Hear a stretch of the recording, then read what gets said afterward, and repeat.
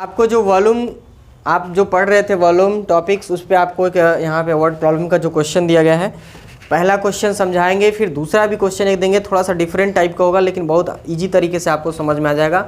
चलिए वहाँ पे बस आपको कॉन्सेप्ट जानना है कि कॉन्सेप्ट कैसे अप्लाई करना। चलिए तो क्वेश्चन कह रहा है find the volume of an eraser of length, यानी कि जो आप ज्योमेट्री बॉक्स में इरेजर यूज करते हैं, जो आप रबड़ यूज करते हैं, जो क्यूबाइड आकार का क्यूबाइड स्ट्रक्चर का जो आप इरेजर यूज करते हैं, तो इसी टाइप का एक इरेजर है जिसकी लेंथ, ब्रेथ और हाइट जो तीनों डायमेंशंस दी गई हैं, और इसका हमें क्या करना है, वॉल्यूम फाइंड करना है। वॉल्यूम मतलब उसकी क्वांटिटी ऑफ मैटर फाइंड करना है। समझो, बात समझ में आ गया।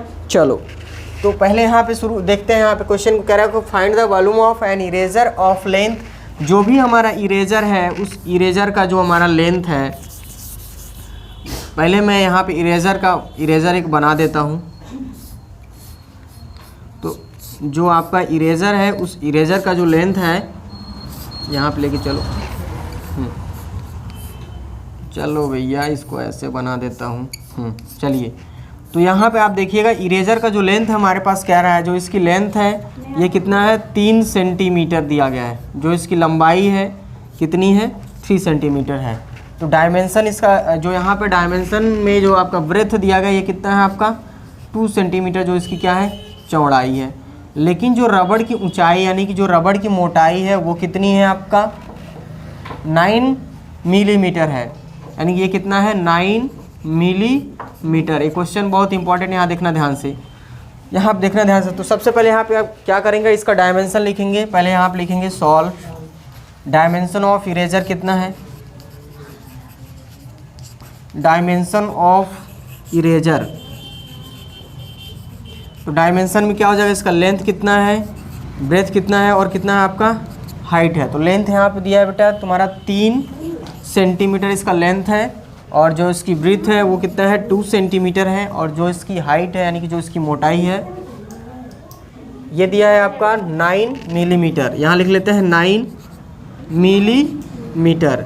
अब आपको फाइंड क्या कर रहा है, यहाँ पे कर रहा है वॉल्यूम ऑफ इरेजर पूछ रहा है। वॉल्यूम ऑफ इरेजर आपका फाइंड करना, और ये जो आपको वैल्यू मिला है कहाँ से मिला है, फ्रॉम अबाउट द क्वेश्चन। यहाँ तक समझ में आया। चलो अब अकॉर्डिंग टू क्वेश्चन यहाँ पे सॉल्व करते हैं। Now according to question we know that here the structure of eraser is just like an cuboid. बात समझ में आया। यहाँ पे जो इरेजर का स्ट्रक्चर है, जो भी बनावट और इसका आकार, शेप एंड जो साइज़ दिया गया है, ये क्या है, एक क्यूबाइड की तरह से। तो हम जानते हैं क्यूबाइड का जो वॉल्यूम का फार्मूला होता है, क्या होता है, volume of a cuboid equal to क्या होता है, प्रोडक्ट ऑफ इट्स 3 डायमेंशन। जो लेंथ ब्रेथ और जो इसकी हाइट है, इन तीनों की क्या होती है, आपस में जो गुणनफल निकलता है, प्रोडक्ट निकलता है, वही क्या होता है, इसका वॉल्यूम होता है। तो चूँकि यहाँ पे आप लेके चलोगे, यहाँ लिखो क्या, according to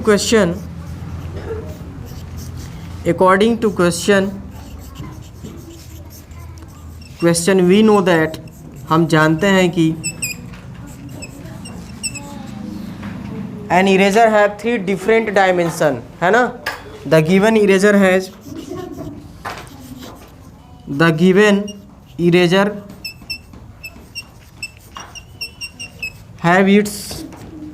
its 3 different dimension,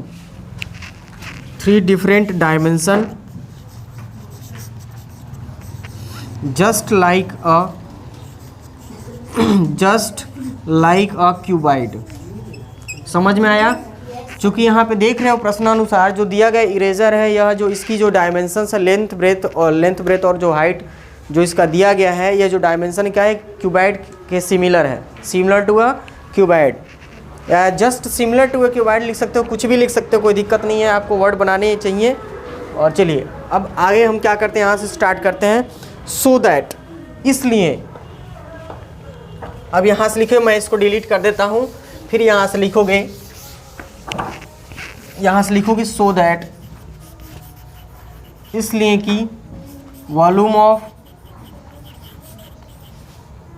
cuboid तो volume of cuboid equal to क्या होता है, product of its 3 different dimension हो जाएगा, यानी कि length into breadth into height. होगा कि नहीं होगा?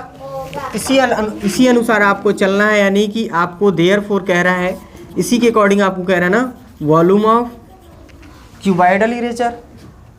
समझ में आया? तो चलो, volume of CUBOIDAL cuboidal eraser,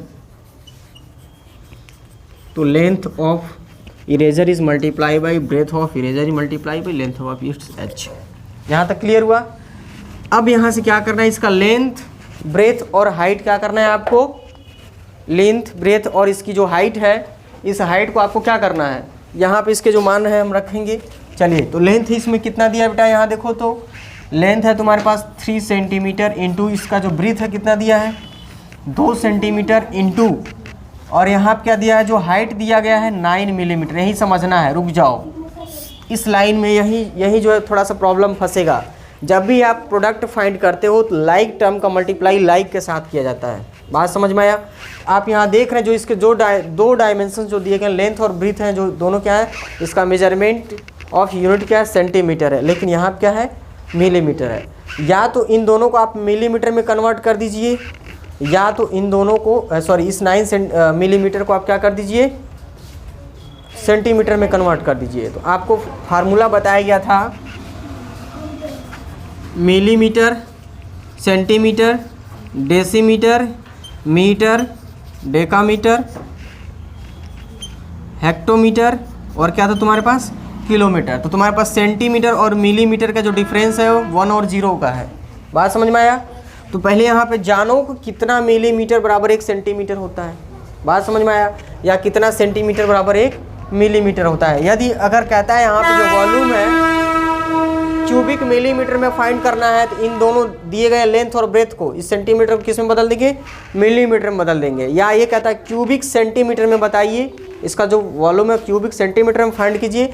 तब यहाँ पे हम क्या करेंगे, जो दिया गया मिलीमीटर इसको हम क्या करेंगे, सेंटीमीटर में कन्वर्ट कर देंगे, तब जाके यहाँ पे मल्टीप्लाई करेंगे। तो इस लाइन में हम क्या करते हैं, जो 9 मिलीमीटर है इसको हम डायरेक्ट क्या करते हैं, सेंटीमीटर में कन्वर्ट करते हैं। चूँकि यहाँ देखना, यानी कि तुम्हारे पास 10 मिलीमीटर जो होता है बराबर कितना होता है, 1 सेंटीमीटर, इसलिए 9 मिलीमीटर बराबर कितना हो जाएगा। तो यहाँ पे क्या करोगे, तुम डिवाइड करोगे, यानी कि 9 मिलीमीटर इंटू 1 सेंटीमीटर अपॉन कितना हो जाएगा, 10 मिलीमीटर। तो मिलीमीटर से मिलीमीटर कट गया, सेंटीमीटर बच गया, 9 इंटू 1 सेंटीमीटर अपॉन 10 बचा, यानी कि हो जाएगा 9 सेंटीमीटर अपॉन 10। अब इसमें 10 से भाग दोगे तो हो जाएगा 0.9 सेंटीमीटर। आया कि नहीं आया? चलो, तो अब यहाँ से कन्वर्ट करके लिखेंगे 3 सेंटीमीटर इंटू हो जाएगा 2 सेंटीमीटर इंटू 0.9 सेंटीमीटर। कोई दिक्कत? अब चलो, अब कांस्टेंट नंबर का जो मल्टीप्लाई है कांस्टेंट के साथ कर लेंगे, और जो unit of measurement of unit दिया है उसका मल्टीप्लाई उसके साथ कर लेंगे। तो यानी कांस्टेंट नंबर में 3 is multiply by 2 is multiply by 0.9 is multiply by. अब मेजरमेंट की जो तीनों यूनिट है लेंथ, ब्रेथ और हाइट का, इसका अलग अलग करेंगे, यानी कि सेंटीमीटर इंटू क्या हो जाएगा, सेंटीमीटर। चलिए, अब नंबर का नंबर के साथ करेंगे, कांस्टेंट नंबर का मल्टीप्लाई कांस्टेंट के साथ कर लेते हैं। कोई दिक्कत?